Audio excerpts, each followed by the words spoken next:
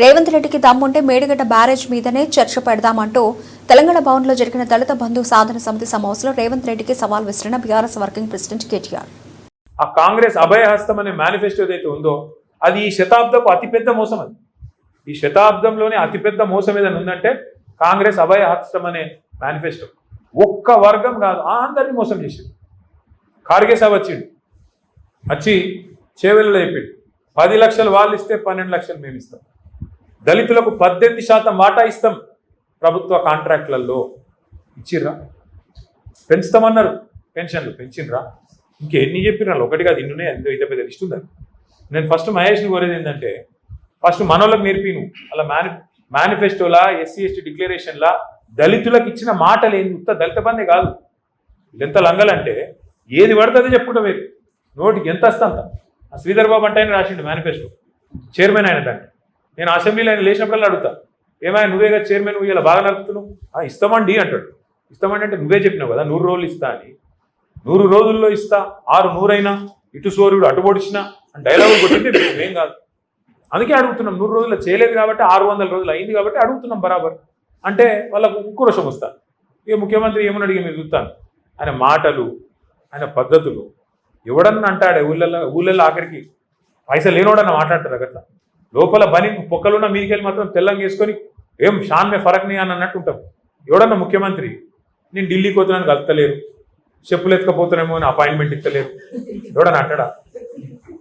అరే ఇంత అన్యాయం మాటలు. ఇంకా ఘోరం ఏంటంటే, ఇంకా ఘోరం ఏం చేస్తారో ఆయన గోసుక తింటారా? ఏమంటారు ఆయన గోసుక తింటారా అంటే కోసుక గుర్రెనా మేకనా లేకపోతే వాడు చికెనా? కోసుక తింటారా? నన్ను ఏం చెప్తారు మీరు అంటే నేను గద్దె మీద కూర్చున్నా, ఇప్పుడు నన్ను ఏం బిక్తారు మీరు అంటూ. మరి ఏం బిక్తారు అంటే మరి పీకేది మనమే చూపెట్టాలి. రేపు లోకల్ బాడీ ఎలక్షన్ రానే వచ్చింది అంటే ఆయన ధీమా ఏంది? ఇప్పుడు డాక్టర్ అంబేద్కర్ గారు మన రాజ్యాంగ నిర్మాత, భారతరత్న, పాపం పెద్ద మనిషి అన్ని ఆలోచన చేసిండు, అద్భుతమైన రాజ్యాంగం రాసిండు. కానీ గిసొంటి లంగాలు ఉంటారని ఆయన కూడా ఊహించారు. గద్దెనెక్కినండి మళ్ళీ తిరిగి 5 ఏళ్ళ లోపల దించే అవకాశం లేదు. ఎక్కినానుకో కూర్చోవాలి, మళ్ళీ వాడిని దించాలని మళ్ళీ 5 ఏళ్ళు చూడాలి ఇంతదాకా. పాపం ఆయన కూడా పెద్ద మనిషి. రీకాల్ వ్యవస్థ అని పెట్టలేదు, కొన్ని దేశాలలో ఉంది రీకాల్. అంటే ఇచ్చిన మాట నెరవేర్చకపోతే మళ్ళీ వెనక పిలుచుకునే అధికారం ప్రజలకు ఉంటుంది. గసొంటి వస్తే ఇటువంటి లంగాలు కూడా భయపడతారు. లేకపోతే ఏంటి, ఏమన్నా నన్ను ఏం బిక్తారు మీరు? ఏమనంటే కేసీఆర్ మీద బట్టగాలుస్తా, వేస్తా, తెల్లారలేస్తే డైలాగులు కొడతా, కేసీఆర్ని తిడతా. ఏమేమి మాటలు ఆయన ఇంటే ఆయన నోటికి మొక్కాలి. గుడ్లు వీకి గోటిలాడుతున్నాడు, మెడల పేగులు వేసుకుంటాడు, బట్టలు కూడా తీసి కొడుతున్నాడు. వీడు ముఖ్యమంత్రి. మళ్ళీ వానేమని తిరిగితే నాకు బలపాటు. ఇదో పెద్ద కథ. మళ్ళీ వాడిని గట్టిగా ఏమన్నా అన్నా అనుకో, మా లచ్చనని అంటాడు, నువ్వు తిట్టకు సార్ అంటే. నేను తిడతలేనే, వాడు చెప్పిన చెప్తున్నాను, నేను చెప్తున్నాను. ఆయన భాషలో ఆయనకు అర్థమయ్యేటట్టు చెప్తున్నా అని చెప్తున్నా. ఏం చెప్పాలి మరిగా? ఇప్పుడు కుక్కగాడుకు చెప్పు దెబ్బ. మరి ఏం చేయాలి? నేను మాకు ఇష్టం లేదు తిట్టుడు, ఆ భాష ఇష్టం లేదు, కానీ తప్పలేదు. ఎందుకంటే ఆయనకు ఇంకో భాష అర్థమైతే లేదు. నిన్న కూడా కేసీఆర్ తుంగతుర్తికి, కోదాడకు, సూర్యాపేటకు చివరి మడి వరకు నీళ్ళు ఇచ్చింది కేసీఆర్ కాళేశ్వరం ద్వారా. అది ఆయనకు తెలుసు, తెలియదని కాదు. కానీ ఎంత లంగా అంటే ఈయన వచ్చినాక 2 ఏళ్ళ నుంచి నీళ్ళు లేవు. అన్నీ తెలుసు, ఇది తెలుసు, అది తెలుసు. కానీ చర్చకు వస్తావా అంటాడు. మొన్న పోయినాం చర్చకు రమ్మండి, ఆడికెళ్ళి మళ్ళీ వీకి మళ్ళీ చర్చకు వస్తావా నిన్న డైలాగ్. ఏమనాలి? చర్చకు పిలిస్తేనేమో పారిపోతాడు బిరికి సన్నాసి.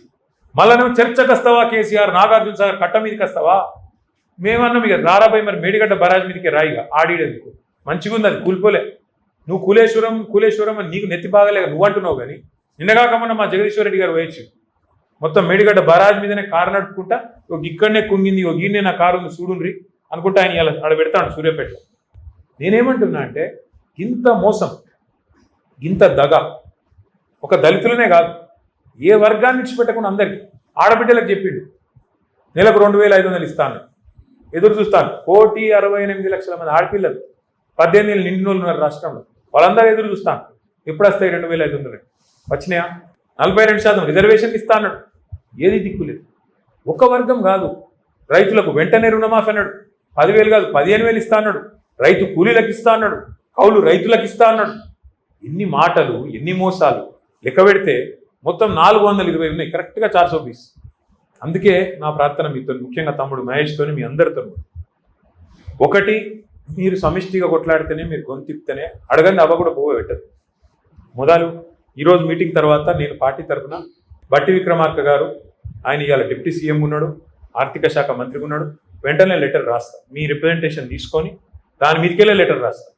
దళిత బంధు సాధన సమితి అని చెప్పి ఇట్లా రాష్ట్ర వ్యాప్తంగా ఉద్యమాలు జరుగుతున్నాయి. మరి మీరు వెంటనే స్పందించి మీరు ఇచ్చిన హామీ ప్రకారం మొదలు ఇదివరకు ప్రభుత్వం విడుదల చేసిన పైసలు విడుదల చేయాలి, ఇన్స్టాల్మెంట్లు. రెండోది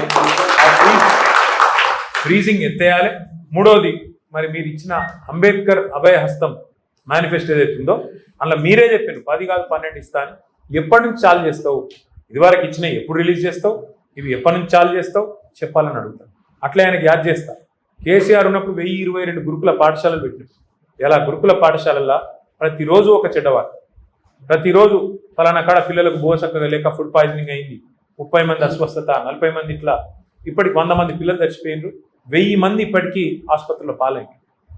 నీ పిల్లలకి ఇట్లా ఎత్తుకుంటావా రేవంత్ రెడ్డి అని నేను అడిగినాను కడుపుగాలి.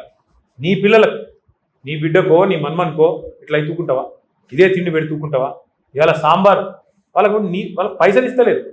పెద్ద పెద్ద కాంట్రాక్టర్లకేమో పైసలు, వాళ్ళకు అలా ఫుడ్ పెట్టేటోళ్ళకి పైసలు ఇస్తలేరు గురుకులాలకు. నేను ఇంకొక మాట అడుగుతున్నా. 2 ఏళ్ళు అంటే 20 నెలలు అయింది దగ్గర 20 నెలల్లో ఒక కొత్త స్కీమ్ చాలు కాలే. ఒకళ్ళకి రూపాయి ఇచ్చింది లేదు. ఒక్కటి ఫ్రీ బస్సు తప్ప ఇంకోటి ఏమైనా ఉందా? ఏది లేదు. మరి ఆడబోతున్నాయి పైసలండి. పిల్లలకు భోజనం పెట్టలేని దుస్థితులు ఉందా ప్రభుత్వం?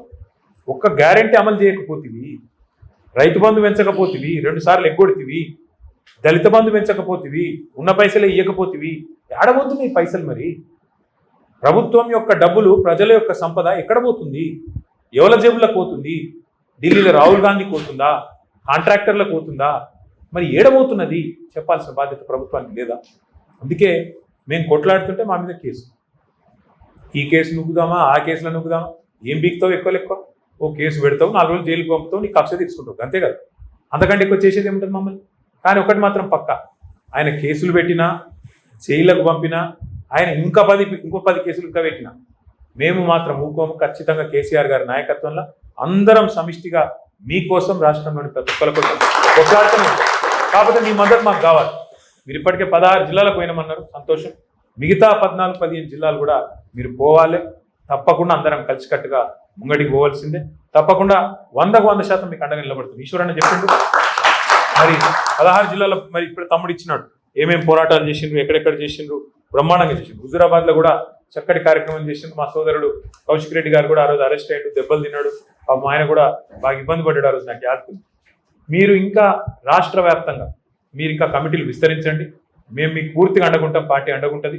మీ కార్యక్రమం ముందు ఈశ్వరన్ నాకు చెప్పండి, అన్న ఇంకో వారం రోజుల తర్వాత ఇక్కడ చేస్తున్నాం, మొత్తం పార్టీ మొత్తం మీకు అండగా వచ్చి నిలబడుతుంది. మీ కార్యక్రమం కేసీఆర్ గారు మా అందరికి కూడా చెప్తా ఉన్నాడు, ఏందయ్యా మీరు దళిత బంధు మర్చిపోయినరా, ఎందుకు మాట్లాడతలేరు మీరు అందరూ, ఏం పుట్టింది మీకు అని చెప్పి మాకు కూడా ఎప్పటికప్పుడు సార్ చెప్తూనే ఉంటారు. మేమందరం కూడా మీకు అండగా నిలబడతాం. ఉదాహరణకు కూడా మీరు మంత్రులే చేయాలి, వారం రోజుల ముందే చెప్పుండ్రి, మొత్తం పుట్టమలతో సహా మంచి మోకా ఇప్పుడు మనకు దొరికింది. లోకల్ బాడీ ఎలక్షన్ ముంగట్నే ఉన్నది. సర్పంచ్, ఎంపీటీసీ, జెడ్పీటీసీ, అట్లే కౌన్సిలర్ ఎలక్షన్లు ముంగట్నే ఉన్నాయి.